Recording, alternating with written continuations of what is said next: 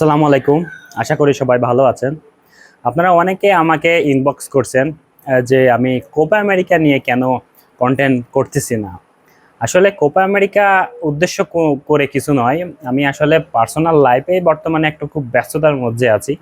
এজন্য Copa America সহ অন্যান্য সব খেলা নিয়েই কন্টেন্ট তৈরি করার টাইমটা একটু কমই পাচ্ছি।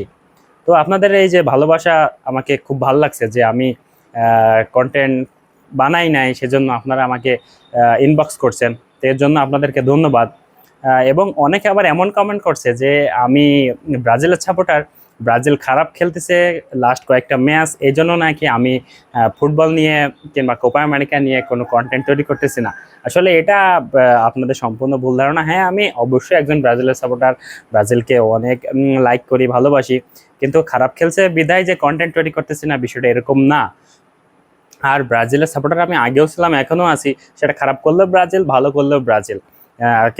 কিন্তু আপনারা যে এই যে আমাকে SMS দিচ্ছেন যে কন্টেন্ট তৈরি করার জন্য, এটা আমার কাছে খুবই ভালো লাগছে যে কিছু মানুষ হলেও মাঝে আমি আছি যে তারা আমাদেরকে ভালোবাসে, আমাকে মিস করে।